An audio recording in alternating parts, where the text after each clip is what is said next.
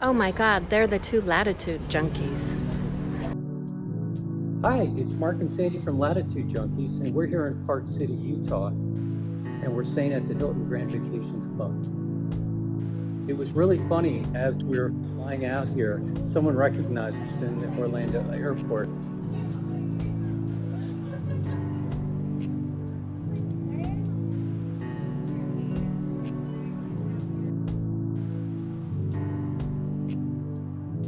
This trip, Mark picks a one-bedroom place in our resort. And the reason he did that is because it's bigger than the last place we stayed in. It's got all the amenities we have for a home, as well as a large bedroom and a sitting area. Mark is a very early riser. He plays his guitar, so he doesn't bother me in the morning while I'm sleeping. This morning, in fact, he was already played his guitar, was already going.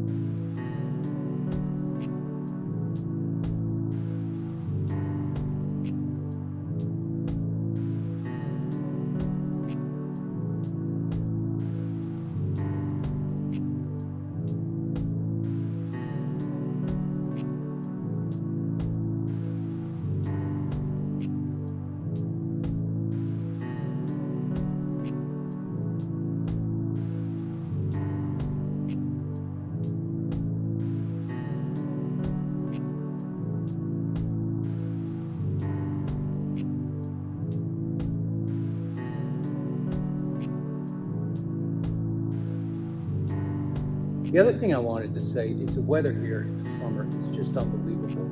Today it's 74 degrees out, it's sunny, it's beautiful, and then in the evenings it gets cool, it gets down in the 50s. So what we've been doing is we have a screen door, a sliding glass door, and we close the screen and we leave the door open so we have really nice cool nights.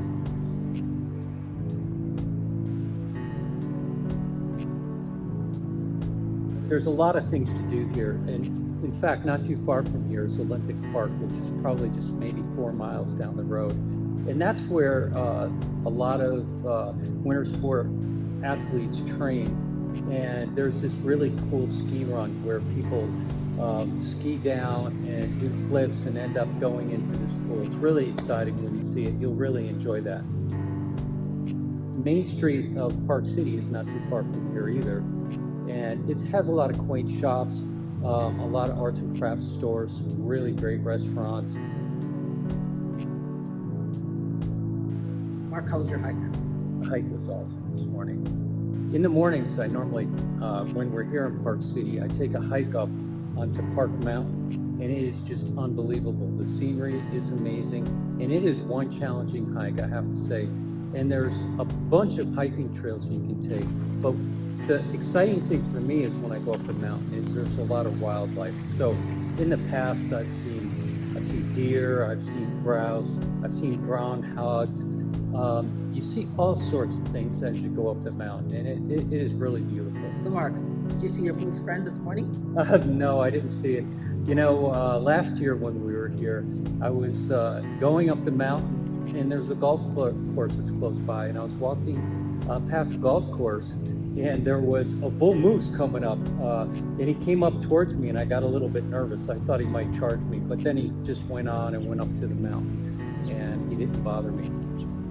Is that Salt Lake City is close, like I said, a half an hour away, and the Salt Lake City is the home of the Church of the Latter-day Saints, and there is a place called Temple Square downtown that's a really cool place to see the city. There's a mall close by, it's easy to park, it's really a neat place to walk around.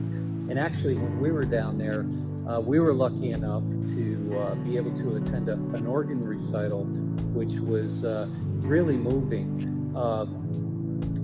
The folks at the Church of the Latter-day Saints, they were really welcoming and allowed us to come in and sit on one of their organ recitals, and we enjoyed it very much. Yeah, it was very nice to hear the music they're practicing, and we didn't want to disturb them, but somebody came out and invited us in, which was really, really nice. Yeah. The people there were really sweet. Yeah. We drove down to Provo, and there's this really cool place down in Provo, and I'll let Sandy tell you about it, but it's at Brigham Young University. And you want to kind of Sure. explain what it is? It's a Brigham Young, Brigham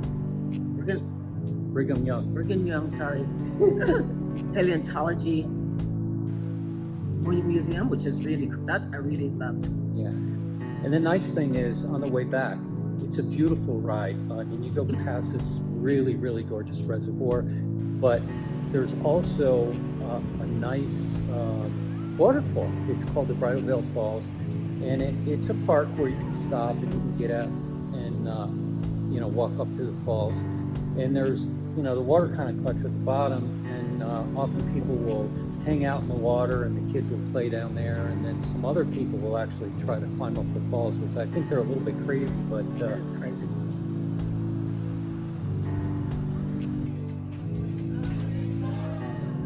there's actually a town that's kind of like halfway between Park City and Provo, and it's called Heber. And Heber it's called the Heber Valley Railroad, and they have a different selection of railroad rides that go down there. And so I scheduled a hot summer night ride down there, and Sandy thought it was going to be this romantic ride, but boy, we got on the train and it was kind of like a party train, and there were a lot of kids and it was a lot of fun. And they do like an old Western show before, they do a shootout. And then because Sandy was bad on the train, she actually got arrested and had a warrant out for arrest. And finally, I did corral her, and we were able to catch her and bring her to the sheriff. So that was kind of fun. One of the other great things about here is because Salt Lake City is so close, there's the Great Salt Lake. And so we took a drive up there yesterday, and we had a picnic. And so I'll let Sandy tell you about what it's like up there. The ride is there's a really old ranch called the Fielding Gar Ranch. And before we went, we planned a picnic there. But going out is like the most special thing because the ride out is really nice. Unfortunately, the lake, because it's so dry, there wasn't much of a lake, more like a flat, sandy area. However, going out, the most amazing thing are the bisons. There are wild bisons still out there. And they're really, really cool.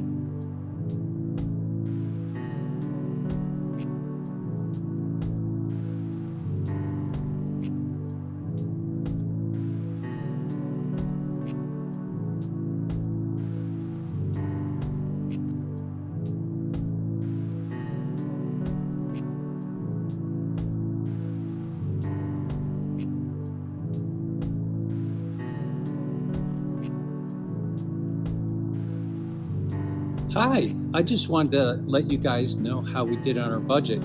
We started out with a budget at $3,000 and we came in just a little under that at $2,823. So I'm going to give you a quick breakdown of the numbers on what it costs. We parked at the Orlando airport and we parked in off-site parking, and that ended up costing us $864 a day, and that's including the tax. As far as our flights out here to Salt Lake City, we used Southwest points to get our flights, and we have the Southwest Companion Pass because we have Southwest credit cards. And we can tell you a little bit about that later on, but what the Southwest Companion Pass gives you is your companion flies for free, even if you're flying on points, which is a great savings. And actually, if you do that right, that companion pass can last up to 2 years.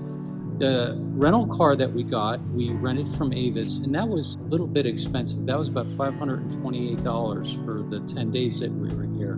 As far as fuel, we did drive a little bit, cost us about $110 in fuel.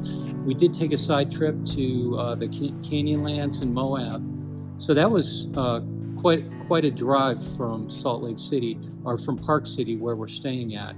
But it was a beautiful drive to go there, and visiting those national parks was wonderful. And as far as visiting the national parks, we have the National Park Pass that we use, so we didn't have to pay for entrance fees to get in the park. The other thing that was kind of like a big expense was food, and that was $472. And most of our food was due to the fact that we got a grocery order because we have a kitchen where we could cook and make things, but we also did go out to eat a few times. So that cost a little bit of money. And then as far as our excursions or activities, really the only activity that we had to pay for was the Heber Valley Railroad, which was $10 a piece, which was only $20. So we feel like we got a great value for our trip. And we think that if you ever decide to come here, you would also have a good value depending on how you like to travel. So thanks for watching. And don't forget to subscribe and hit the bell so you get notifications. We're the Latitude Junkies, and we have other videos we'd like you to take a look at. So as this video ends, you'll have the opportunity to click on a few and take a look at them. Thanks for watching, and we look forward to seeing you in our next video.